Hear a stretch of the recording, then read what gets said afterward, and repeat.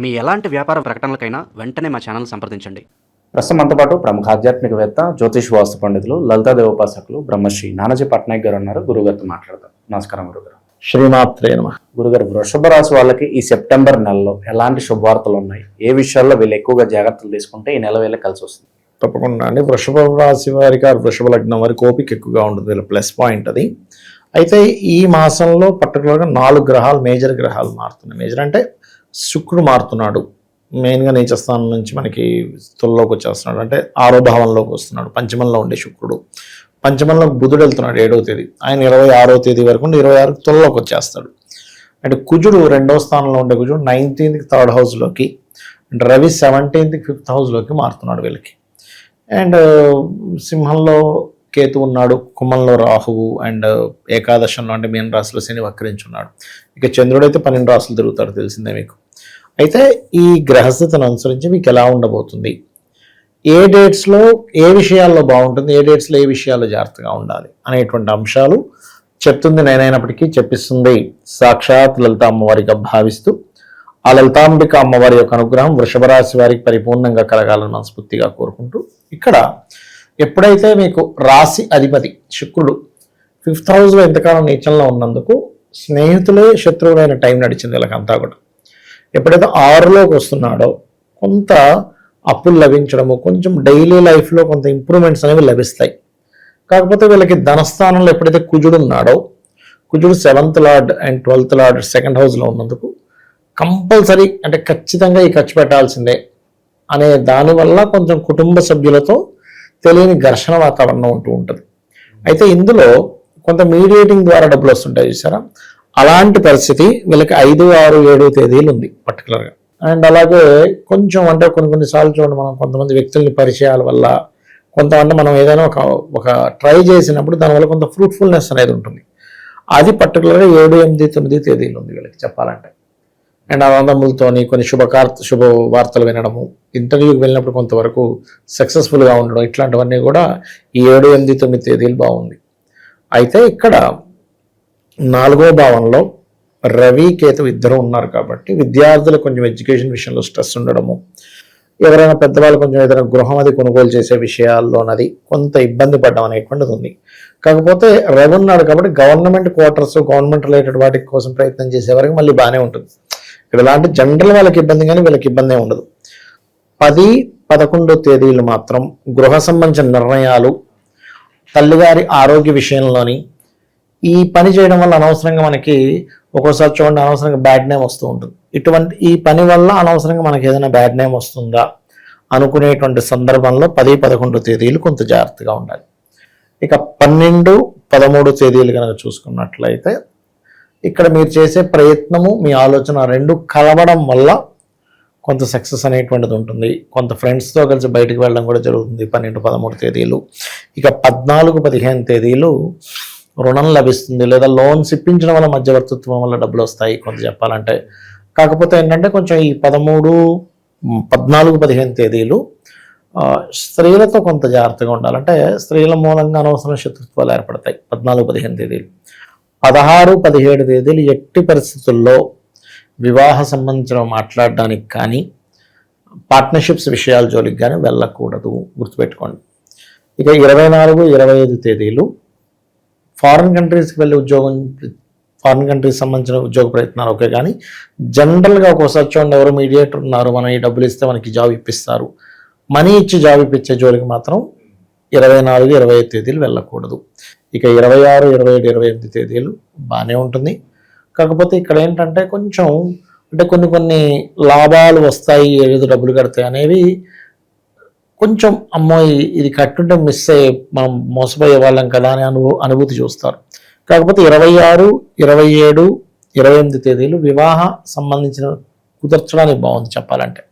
కాకపోతే ఏదైనా కానీ శుక్రుడు అంతా లగ్నాధిపతి అయినప్పటికీ 6లో ఉన్నందుకు కొంచెం స్త్రీలతో అనవసరం గొడవల జోలికి వెళ్ళకూడదు. ఆదివారాలు, మంగళవారాలు ఇటువంటి ప్రాపర్టీస్ తీసుకోకూడదు వీళ్ళు పర్టికులర్గా. ఆదివారం, మంగళవారం. ఇంకొక మంగళవారం ఏంటంటే కొంచెం కుటుంబ సభ్యులతో ఏదైనా ఘర్షణ వస్తుందన్నప్పుడు కొంచెం మంగళవారం జాగ్రత్తగా ఉండాలి. ఈ జాగ్రత్తలు ఖచ్చితంగా తీసుకోవాలి. సాఫ్ట్వేర్ రంగాల్లో ఉండేటువంటి వారికి, ఏఐ రంగాల్లో ఉండేటువంటి వారికి కొత్త ఉద్యోగ అవకాశాలు వస్తాయి. బ్యాంకింగ్ సెక్టార్స్లో వాళ్ళకి కూడా కొత్త ఉద్యోగ అవకాశాలు వస్తాయి, అందులో ఎటువంటి సందేహం లేదు. అండ్ మరొకటి ఏంటంటే కేవలం ఉద్యోగం ఒకటే కాదు, వ్యాపారంతో ఉద్యోగం కూడా చేద్దాం అనుకునేటువంటి వారు కూడా పార్ట్ టైం జాబ్స్ దొరుకుతాయి. డ్యూయల్ ఇన్కమ్ ఉంటుందంట. ఎగ్జాక్ట్లీ ఉంటుంది. ఎందుకంటే కొంచెం ఇక్కడ ఇన్కమ్ కారకుడు కొంచెం డ్యూయల్ సైన్లోకి వెళ్ళి ఎగ్జాల్ట్ అయ్యాడు కదా బుధుడు. దానివల్ల ఏంటో ఒక పక్క ఉద్యోగం, ఒక పక్క వ్యాపారం చేసుకుంటూ సైడ్ బిజినెస్లు చేసుకుంటూ ఇట్లాంటి వాళ్ళకి బాగుంటుంది. ఈ నరఘోష, నరదిష్టి, శత్రువుల నుంచి ఇబ్బందులు ఏమన్నా ఉండబోతున్నాయి వీళ్ళకి? మంచి ప్రశ్న సార్. స్త్రీలు శత్రువులు అవుతారండి. నరఘోష, నరదృష్టి అనేటువంటిది ఏంటంటే ఒకటి వాళ్ళ పర్సనల్ చార్ట్లో సన్ యొక్క స్ట్రెంత్ ఎలా ఉందో చూడాలి. సన్ స్ట్రెంత్ కనుక పాడైంది అంటే నరఘోష, నరదిష్టి, వీడు ఏదైనా కొంచెం సక్సెస్ వచ్చింది అనగానే పక్కోడు చూడగానే అది ఉన్నదిగా చేతి నోటి దాకా వచ్చింది కూడా పోద్ది, అలా ఉంటుంది పరిస్థితి. అందుకని ఏం చేయాలి, ఎవరైనా కూడా ఎప్పుడైనా ఒకటే గుర్తుపెట్టుకోండి, నరఘోష, నరదృష్టి తగ్గాలి అంటే 3 టెక్నిక్లు చెప్తా. ఒకటి సూర్య నమస్కారాలు. 2 ఇంటికి రాగానే ఒక టబ్లో వాటర్ పెట్టుకొని అందులో కాళ్ళు పెట్టుకొని ఒక గోరువెచ్చని నీళ్ళు ఒక 3 గుప్పెళ్ళు కళ్ళు ఉప్పేసి కూర్చుంటే దిష్టి అనేది తగ్గిపోతుంది. ఇక పరిహారాల పరంగా ప్రజెంట్ ఉన్న గ్రహస్థితి బట్టి రెమెడీస్ అంటే ఏం చెప్తారు కదా? విష్ణు సహస్రనామాలు చేయడం బెస్ట్ అండి. ఎందుకంటే పంచమంలో బుధుడు ఉన్నాడు. రెండవది కుజుడు దృష్టి ఉంది కాబట్టి లక్ష్మీ నరసింహస్వామి యొక్క కరావలంబ స్తోత్రం కనుక చేయగలిగితే అన్ని విధాలా అద్భుతంగా ఉంటుంది.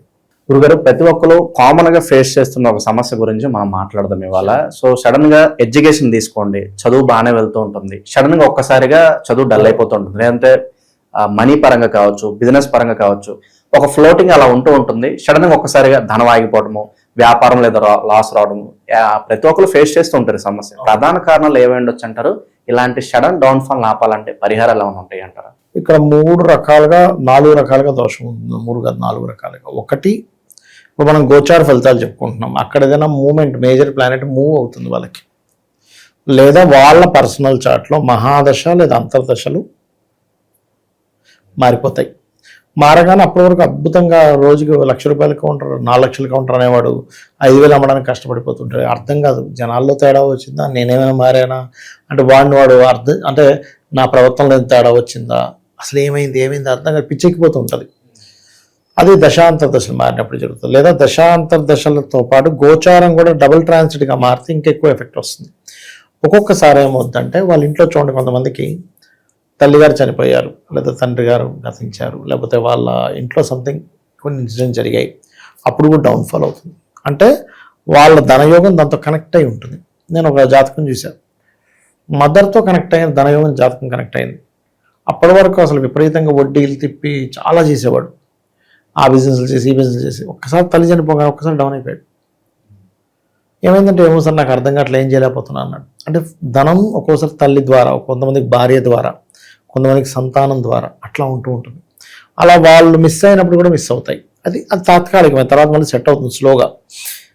అప్పుడు ఏం చేయాలి, ఏ గ్రహం ద్వారా అయితే అది ఏర్పడిందో దాన్ని వీళ్ళు సెట్ చేసుకోవాలి. ఇంకొక విషయం ఏంటంటే, ఇవన్నీ ఒక ఎత్తు అయితే కొంతమంది తెలియక ఇల్లు మారినప్పుడు మారిపోతాయి. చూడండి, గమనించండి కావాలంటే. ఇల్లు మారేమో సార్, అక్కడి నుంచి నాకు దరిద్రం పట్టుకుంది, కలిసి రావట్లేదు అంటాడు, లేకపోతే ఇల్లు మారినప్పటి నుంచి బాగుంది అంటాడు. అంటే ఇక్కడ కొంతమందికి ఏమవుతుందంటే లైఫ్లో ఒక చిన్న ఇంట్లో ఉంటారు, ఓ బిజినెస్ చేస్తారు, కోట్లు కలిసి వస్తాయి, డబ్బులు వచ్చే కదా ఇంట్లో ఉండడం ఎందుకు, మారిపోదామని మారిపోతారు. సొంత ఇల్లైనా రెంట్ ఇల్లైనా ఎందుకు, ఇంత డబ్బులు వచ్చాక మన ఇంట్లో చిన్న సింగిల్ బెడ్రూమ్లో డబుల్ బెడ్రూమ్లో ఉండడం ఎందుకు, 4 బెడ్రూమ్ కొనుక్కుందామని వెళ్ళిపోతారు. లక్ బాగుండి ఆ ఇల్లు వాస్తు బాగుంటాయి, అది కంటిన్యూ అవుతాం లెగసీ. దరిద్రం కొద్దీ ఆ ఇల్లు ద్వారం పాడైనా, అంటే మెయిన్ డోర్ పాడైనా, వాళ్ళకి పనికిరాని డైరెక్షన్స్లోకి, వాళ్ళకంటే వర్గు ఉంటుంది, వర్గురీత్యా ఆపోజిట్ డైరెక్షన్లోకి వెళ్ళినా, డోర్ పాడైనా, లోపల మనీ ప్రొడ్యూస్ చేసేటువంటి north, south east or west దోషం ఏర్పడిన, వాళ్ళు లెట్రిన్ బాత్రూమ్ సరిగా లేకపోయినా వీళ్ళకి దోషం. ఇంకా ఆ ఇంట్లో నుంచి ఎప్పుడు బయటపడాలా ఉంటుంది. ఇన్ని సంవత్సరాలు ఇన్ని కోట్లు సంపాదించింది, ఆ ఇంటికి వెళ్ళి మొత్తం కరిగిపోతూ ఉంటుంది. అందుకని నేను చెప్పే సజెషన్ ఒకటి, ఎప్పుడైనా మీరు ఇల్లు మారేటప్పుడు, ఎందుకంటే మనకి జాతకంలో 9 గ్రహాలు, 27 నక్షత్రాలు, 12 భావాలు ఎలా ఉంటాయో, ఇంటికి కూడా 45 మంది దేవతాసురులు, పదము, ఈ పదాలు ఉంటాయి, పదం క్యాలిక్యులేషన్స్, కలర్సు, పంచభూతాలు, ఇవన్నీ ఉంటాయి. ఇవి ఏమాత్రం డిస్టర్బ్ అయినా జాతకంలాగే పనిచేస్తుంటుంది. కాబట్టి ఇల్లు మారేటప్పుడు చాలా జాగ్రత్తగా ఈ జాగ్రత్త తీసుకుంటే ఖచ్చితంగా బాగుంటుంది. ఓవరాల్ గా వృషభ రాశి వారి పరిస్థితి ఎలా ఉండబోతుందో మంచి విశ్లేషణ అందించారు సార్. ధన్యవాదాలు. శ్రీమాత్రే నమః.